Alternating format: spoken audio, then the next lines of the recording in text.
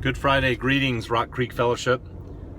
St. John of the Cross once uttered this wise piece of spiritual counsel to a soul smarting with its own writhing and aggravating injustice. And so it's fitting for us to consider it on this God's Friday.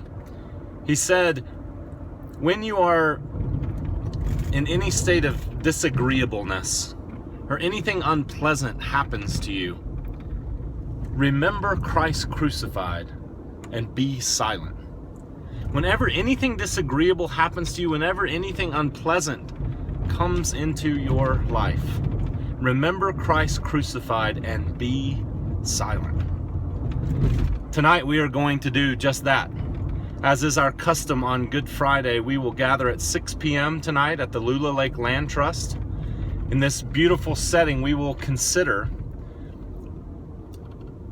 an ugly day that has been transformed into breathtaking beauty because our Savior himself, pinioned to the cross, offering debt-dissolving words of forgiveness to those who would hurl their insults at him, offering promises of paradise to those who swore their fealty, caring for his own mother as he went to the cross and offering himself up to his Father in a moment when it could only have seemed like all traces of that fatherly care had vanished forever. We will rehearse the scenes of the cross. We will remember Christ crucified by being led to him with our ears as we listen to the 7 words from the cross, these last 7 sayings that Jesus uttered before his death. And then we will humbly come and take communion after we have put a nail in the cross as a reminder to us that it was our sin that held him there until it was accomplished. And then we will eat and drink and receive into the depths of our being our pardon. It has been said that the punishment that was upon him has brought us peace, and that the wounds that crushed him are for our healing.